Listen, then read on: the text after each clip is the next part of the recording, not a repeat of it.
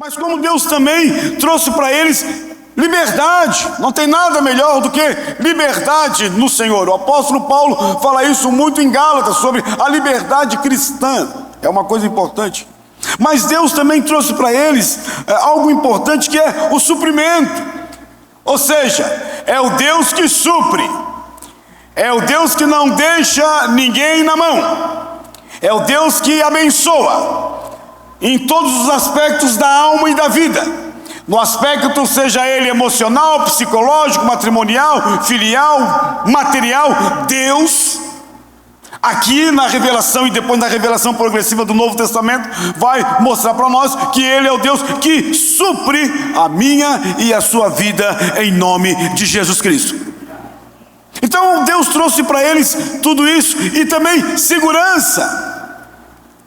Aquele povo foi um povo que estava debaixo da poderosa mão do Senhor, por isso que eles venceram exércitos, por isso que eles venceram algo que era impossível, mas Deus deu vitória para eles, mesmo sem armas, mesmo sem treinamento.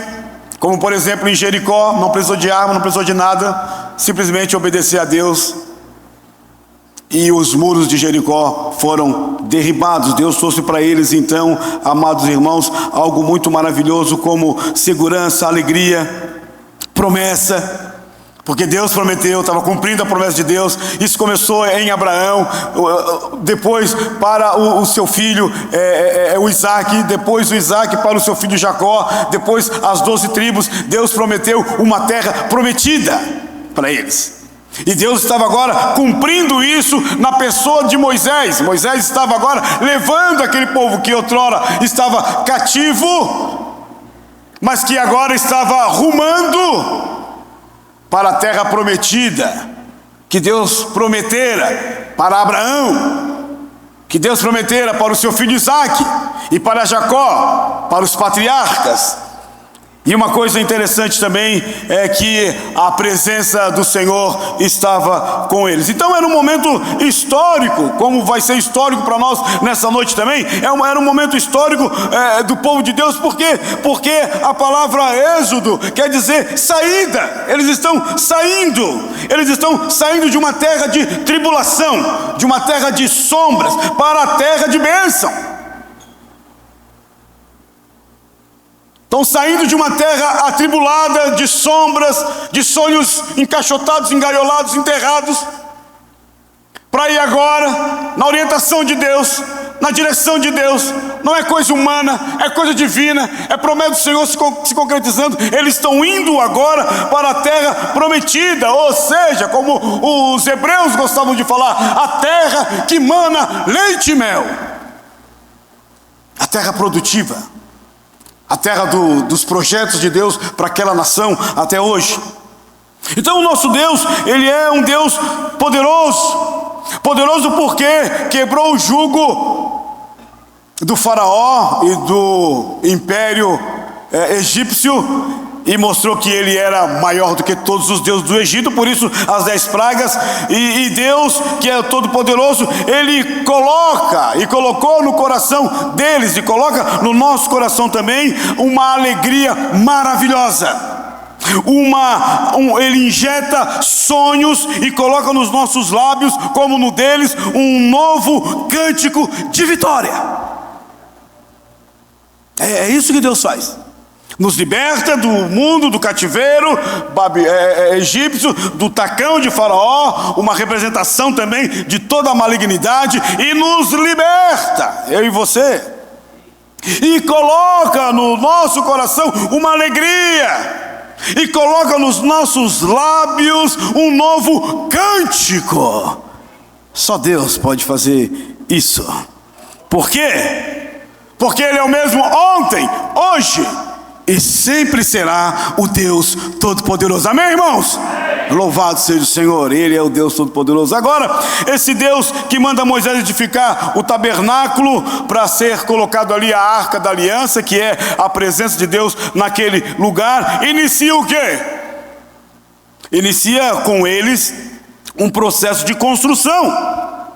Então muitas pessoas, se você olhar capítulos anteriores, eu aqui peguei o capítulo mais centralizado na figura desses dois homens aqui, mas se você observar e analisar o texto de Êxodo do ponto de vista da edificação, você vai perceber que começa então um processo de construção, onde muitas pessoas, não foi uma família, não foi duas, não foi uma tribo, não foi outra, foi todo mundo, se envolveram nesse processo de construção que estava se envolvendo nessa obra, tanto homens, mas não só homens. Se você olhar, você vai ver as mulheres também estavam participando desse incrível momento de Deus. E o que eu acho mais lindo no texto que eu li é que Deus, Ele pode fazer tudo sozinho. Deus não precisa de mim, de você. Ele é soberano, Ele é o Deus que tudo pode, Ele é o Deus que não precisa de nós, mas Ele conta com a minha participação e com a sua participação naquilo que nós chamamos de história da salvação, que inicia em Cristo na cruz e agora através da igreja, que somos eu e você. Então Deus conta comigo e com você. E esse processo de construção, aonde eles iriam levantar um tabernáculo no deserto, aonde aquele tabernáculo ia ficar no centro de todas as tribos, mostrando que a centralidade da minha vida, da igreja, da sua, de qualquer pessoa que está aqui, tem que ser Deus. O tabernáculo tem que estar sempre virado para a direção do sol, alusivo a Jesus, que é o sol da justiça. O tabernáculo não poderia ficar excêntrico das tribos, ele tinha que estar no meio, e no entorno dele tinha que estar todas as tribos de Israel. Então o tabernáculo estava no centro, para mostrar que Deus é o centro da igreja DI, que Deus é o centro dos pais que estão aqui, que Deus é o centro da nossa história, e Deus deve ser sempre o primeiro na nossa vida. Então eles construíram um tabernáculo naquele lugar, e o mais lindo que eu vejo aqui é a disponibilidade, é o coração generoso, é o coração ofertante, para abençoar não Moisés, para abençoar não os levitas, para abençoar não Arão, o primeiro sacerdote, mas um coração generoso para abençoar toda uma geração, porque depois do tabernáculo vem o primeiro templo de Salomão, vem o templo de Zorobabel, e vem o templo na época de Jesus, construído, edificado lá no Monte Moriá. Então aqui a gente percebe que eles tinham um coração livre, um coração abençoador, um coração generoso para ofertar, não uma oferta sem saber para onde está indo, não uma oferta no sentido que eu dou para o Senhor para Ele dar para mim, não é isso. A oferta aqui é uma oferta de alma, de coração, de gratidão, de exaltação, de louvor a tudo que Deus é para mim e para eles. Então a Bíblia fala para nós que o coração deles estavam livres. Eles eram homens e mulheres abençoadores, eram homens e mulheres generosos nas ofertas. Para quê? Para iniciar a obra de Deus, na qual Deus capacitou homens e mulheres através do Espírito Santo para eles serem generosos. E o que é generosidade? No contexto aqui, generosidade é a virtude de abençoar. Generosidade é a virtude de dar algo buscando o bem-estar do outro. Generosidade é contribuir, é ajudar, é participar, é dar com alegria, é o oposto do avarento. A Bíblia diz: melhor coisa, igreja DI, é dar do que receber. Isso é generosidade. É pensar no bem-estar do outro, da próxima geração, dos pequenos que aqui estão, das pessoas que aqui se congregam. É uma análise de fé. Foi o que aconteceu aqui. E nisso, amados irmãos, começa então no verso 3, como nós lemos aí, você pode ler depois na sua casa, que eles começaram a ofertar na obra do Senhor. Começa a haver aqui no verso 3 um rio de generosidade que passa pelo coração do povo de Deus. Esse rio de generosidade que quer abençoar, que não é avarento, que quer contribuir, que quer ver a obra de Deus crescer, que quer ver pessoas sendo alcançadas, que a agenda da igreja, como vocês vão ouvir aqui daqui a pouco, ela não é uma agenda só para dentro. A igreja não pode pensar só nos ministérios aqui dentro, ainda que nós tenhamos diversos ministérios aqui que são profundamente abençoadores, que têm abençoado muitas pessoas, mas a agenda da igreja deve ser duas. A agenda para dentro é a manutenção dos crentes, daquelas pessoas que aqui estão, mas uma agenda para fora. A igreja tem que ser uma luz para o bairro de Oficinas, uma luz para a cidade de Tubarão, uma luz para Santa Catarina, uma luz para o Brasil. Esse é o papel da igreja. Ela não fica só trancafiada em quatro paredes. O papel da igreja também é ser um farol, como nós vamos ver aqui. E uma coisa interessante é que o rio da generosidade passa por corações que querem abençoar, passam por homens e mulheres que são espirituais, passam por homens e mulheres que entendem que não adianta plantar nessa terra toda a semente dele, ele deve plantar também no reino de Deus. Passa por um coração que compreende o que Deus está fazendo no mundo a partir da igreja local, que é a nossa igreja. É o entendimento real e claro daquilo que o Espírito Santo quer realizar na minha e na sua vida como coparticipantes da obra desse Deus bendito. Então, esses homens eram homens que tinham um coração espiritual e generoso para abençoar pessoas. O apóstolo Paulo, nesse mesmo espírito, na sua epístola paulina aos Coríntios, ele diz uma coisa interessante, que é justamente o que acontece no segundo livro da Bíblia, que é o Êxodo.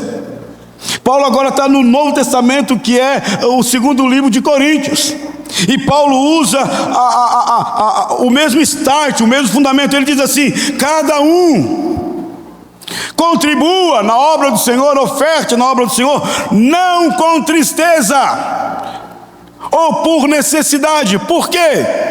Porque Deus ama aquele que dá com alegria. Quando eu contribuo com alegria, quando eu abençoo a obra do Senhor com alegria, quando eu sei para onde está indo o dinheiro investido aqui, quando eu sei para onde nós estamos caminhando, então isso gera em mim, em nós que estamos aqui nessa noite, essa generosidade com alegria. E Paulo acaba dizendo uma coisa interessante. Ele diz assim, que vocês e eu devemos dar com generosidade e não com avareza. Está ali no verso 9:5, ele diz isso. Então, quando o servo de Deus, o Moisés, convocou o povo para ofertar e edificar o tabernáculo, nós vimos aqui que esse povo tinha algumas características que aqui eu queria deixar para vocês, porque hoje eu não posso me alongar aqui na minha palavra. Quais características que nós, como igreja DI, podemos aprender com aquela geração primeira, odierna, lá de Êxodo? Primeiro, aquele povo era um povo que tinha muita gratidão por tudo que Deus fez, porque Deus libertou eles do tacão do faraó, porque Deus agora deu promessa para eles de uma nova terra, e porque Deus agora supria todas as suas necessidades. E não tem como eu e você não temos também um coração de gratidão. Quem tem um coração de gratidão aqui, levanta a mão, que é grato a Deus por tudo que Deus tem feito, mesmo na luta, na dificuldade ou no problema. Deus sempre é o Deus que está presente comigo e com você. Eles tinham um coração de gratidão. Outra coisa, todos, não foi um, nem dois, nem três, nem quatro, todos desejaram participar da obra que estava sendo realizada, que era a obra do tabernáculo. Você pode olhar lá na sua casa, que era para fazer aquela tenda onde Deus ali iria estar habitando e falando com eles. Todos eles entenderam que aquilo não era um projeto de Moisés. Inclusive toda a metragem, toda a estrutura não saiu da cabeça de Moisés, saiu da cabeça de Deus. Eles só tinham que fazer aquilo que Deus tinha mandado para eles fazer. Então eles compreenderam, porque eram espirituais, eram homens que entendiam o entendimento maior de Deus. A Bíblia fala para eles, para nós, que todos eles participaram dessa obra maravilhosa, que foi erigida lá no deserto e que andou durante 40 anos o Senhor com eles. Como disse Moisés: se a tua presença, Senhor, não for conosco, não nos faça subir deste lugar. Então a presença de Deus estava no tabernáculo, lá no lugar santíssimo, lá onde estava a arca. Dentro da arca estava os mandamentos de Moisés, o decálogo, a vara de Arão que floresceu, e o maná, que é o símbolo do sustento de Deus para aquela geração e para a nossa geração também. Então eles tinham um coração de gratidão, eles desejavam participar desta obra, como eu e você também devemos desejar participar dessa obra de uma forma ou de outra. Eu quero fazer parte dessa história, eu quero fazer parte desta obra, eu quero estar junto. Eu aprendo que todos eles ofertaram não por obrigação, eles ofertaram com um coração generoso, ao ponto desses homens aqui que Deus deu uma capacidade para eles, como o Bezalael e o Aliobe, ao ponto de eles falarem: Moisés, o povo realmente tem um coração generoso, o povo realmente é um povo que o rio caudaloso da graça de Deus e da generosidade de Deus passou sobre este povo, e eles têm abençoado tanto que agora nós temos que pedir para eles parar de trazer oferta, porque eles abençoaram tanto. Verso 7 diz assim: porque o material que tinha era suficiente para toda a obra que se devia fazer, e ainda sobrava, sobejava. Isso sinaliza para mim e para você que aquele povo, nesse período aqui, na história do levantar o tabernáculo, eles tinham um coração generoso, amoroso para abençoar. E por fim, todos ajudaram na construção daquele tabernáculo, tanto homem como mulher. Você vai olhar nos capítulos anteriores e você vai perceber que mulheres e que homens se envolveram na obra do Senhor, no tabernáculo, cada um com a sua habilidade, cada um com o seu talento, cada um com a sua disponibilidade. Mas não foi um nem dois, não foi só Moisés e Arão, Miriam, não, foi todos erguendo aquele tabernáculo no meio daquele deserto, que quando os povos viam aquele tabernáculo erguido, eles olhavam e viam pele de texugo, eles olhavam e viam que por fora não tinha aparência nenhuma, era uma tenda comum. Mas quando se entrava dentro do tabernáculo, ali estava a presença do Deus Todo-Poderoso. É isso que importa. O importante para nós nessa noite é saber que nós estamos caminhando, que nós estamos andando debaixo dessa presença maravilhosa de Deus nesse tempo agora para a igreja Assembleia de Deus Independente, conhecida como ADI. Esses homens e mulheres foram fiéis ao Senhor, eles ergueram o tabernáculo. E aquele tabernáculo se transformou na presença maravilhosa de Deus, abençoando eles e muitas pessoas que olhavam para o tabernáculo e percebiam que o Deus Yahvé estava ali no meio do seu povo. Então isso injeta em nós uma alegria, porque o Moisés morreu em Deuteronômio 34, quando ele subiu o Monte Nebo. Ali o Moisés morreu. O Josué introduziu o povo até a terra prometida, e a partir dali começa a saga do povo de Deus, que até hoje o povo de Deus é celebrado aqui na Bíblia como homens e mulheres que serviram ao Senhor e que marcaram a nossa geração. Nós somos a geração judaico-cristã, e nós estamos hoje aqui porque no princípio, na incipiência, lá no início, existia um povo que tinha um coração generoso, e é através dessa ótica que nós devemos seguir e prosseguir para que o nome do Senhor seja exaltado neste lugar, em nome de Jesus, para a glória do Senhor. Amém, irmãos? Aleluia.